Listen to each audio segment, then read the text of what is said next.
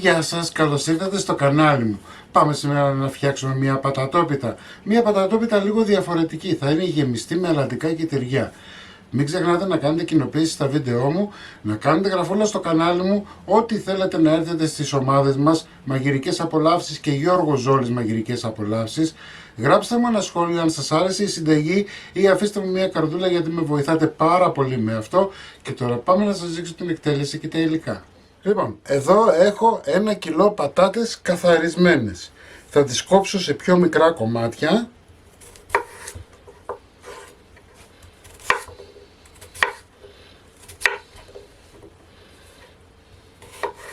Τις κόβουμε σε πιο μικρά κομμάτια για να βράσουν πιο γρήγορα, γιατί θα τις βράσουμε. Εντάξει.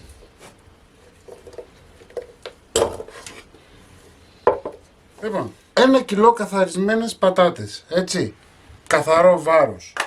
Θα βάλω 1 κουταλιά της σούπας αλάτι.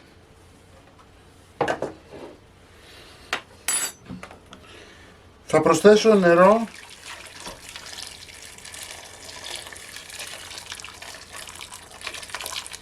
να καλύψω τις πατάτες μου και λίγο παραπάνω για να βράσουμε. Έτσι, τις βάζουμε στη φωτιά και βράζουμε περίπου για 25 λεπτά, μέχρι να τις δείτε να τσιμπιούνται. Οι πατάτες μας είναι έτοιμες, έτσι βράσανε, θα τις μεταφέρουμε σε ένα μπολ. Το ζουμάκι δεν το πετάμε, το αφήνουμε, μήπως το χρειαστούμε αργότερα στις πατάτες μας, θα πολτοποιήσουμε. Όσο είναι καυτές οι πατάτες μας θα βάλω 100 γραμμάρια βούτυρο για να λιώσει.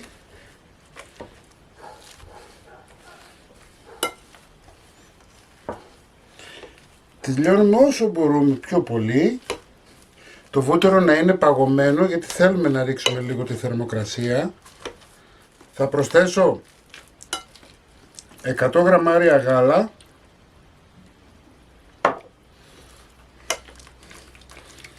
Είμαστε έτοιμοι. Θα ρίξουμε λίγο θυμάρι, πιπέρι, λίγο αλάτι, 1 κουταλιά της σούπας καπνιστή πάπρικα και ανακατεύω. Εδώ έχω ένα αυγό, το χτυπάω. Προσέξτε τώρα, εάν κάποιος έχει αλλεργία και δεν μπορείτε να μην το βάλετε το αυγό, εντάξει. Απλά θα μου αφαιρέσετε από το νησεστέ που θα βάλω, το άμυλο καλαμποκιού, θα μου αφαιρέσετε 15 με 20 γραμμάρια. Θα βάλω λίγο ρεγκάτο για τη γεύση αλλά και για να δέσει, περίπου 50 γραμμάρια. Και τώρα θα προσθέσω 150 γραμμάρια άμυλο καλαμποκιού, corn flour. Έτσι, νησεστέ, ό,τι έχετε στο σπίτι. Ενσωματώνω σιγά σιγά. Θα προσθέσω 1 κουταλιά του γλυκού baking powder, 5-6 γραμμάρια. Θα ανακατέψω να ενσωματωθεί. Πάμε να στήσουμε. Εδώ έχω ένα ταψάκι 25-26 με αποσπόμενη φόρμα. Εάν δεν έχετε αποσπόμενη φόρμα μην αγχωθείτε καθόλου, θα το βάλετε σε κανονικό ταψί με λαδόκολλα. Εντάξει, παίρνουμε κουταλιά από το μείγμα μας τις πατάτες για να κάνουμε μια στρώση κάτω. Έτσι, θα βάλουμε τα 3/4 κάτω και το 1/4 επάνω. Επάνω δηλαδή θέλουμε τόσο ίσα να μας καλύψει τα τυριά και τα αλαντικά. Ωραία. Πάμε να δημιουργήσουμε τώρα μία φωλιά.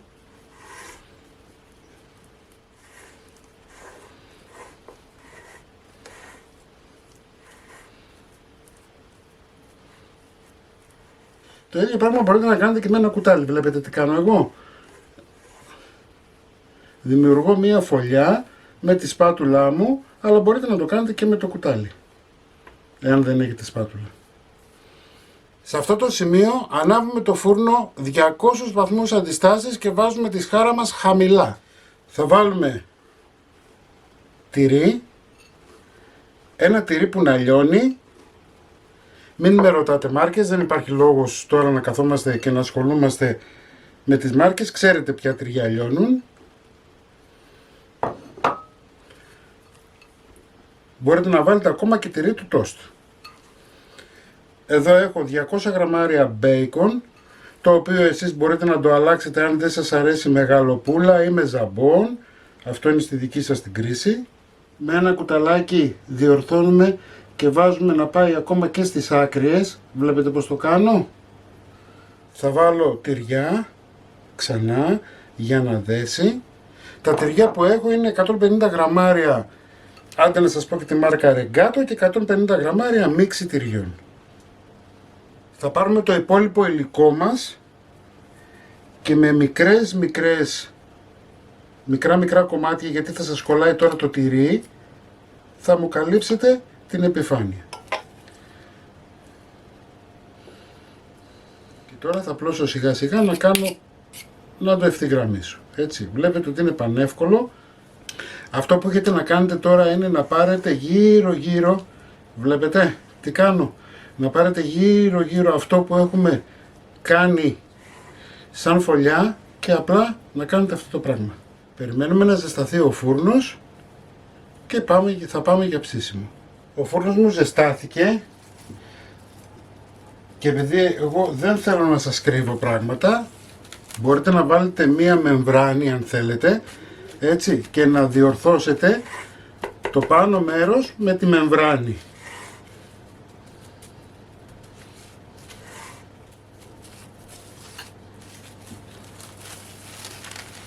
Κάνετε μία έτσι μετά και είμαστε έτοιμοι. Λοιπόν, πασπαλίζουμε με λίγο τυράκι για να κάνει μία ωραία κρούστα από πάνω. Ωραία. Λοιπόν, είμαστε έτοιμοι. Ψήνουμε αντιστάσεις πάνω κάτω στους 200 βαθμούς. Χαμηλά τη σχάρα στην πρώτη σειρά. Εντάξει. Θα ψήσετε περίπου για 40 λεπτά. Εάν το δείτε ότι πιο γρήγορα σας παίρνει χρώμα, ακουμπάτε μια λαδόκολλα από πάνω, απλά την ακουμπάτε, τίποτα άλλο, και τα αφήνετε να ψηθούν τουλάχιστον για 40 λεπτά. Λοιπόν, η πατατόπιτά μας είναι έτοιμη, έτσι να τη φτιάξετε όλοι και όλες. Κομμένη θα την δείτε στην αρχή του βίντεο. 40 λεπτά χρειάστηκε για να ψηθεί, δεν χρειάστηκε να βάλουμε λαδόκολλα, δεν χρειάστηκε να βάλουμε τίποτα. Την αφήνετε να κρυώσει καλά και μετά την ξεφορμάνετε για να την κόψετε κομμάτια και να την σερβίρετε. Μην ξεχνάτε να κάνετε κοινοποίησεις στα βίντεό μου, να κάνετε γραφούλα στο κανάλι μου, είναι δωρεάν. Ό,τι θέλετε να έρθετε στις ομάδες μας Μαγειρικές Απολαύσεις και Γιώργος Ζόλης Μαγειρικές Απολαύσεις, και εμείς θα τα ξαναπούμε σύντομα με ένα επόμενο βίντεο. Να είστε καλά, γεια χαρά σας.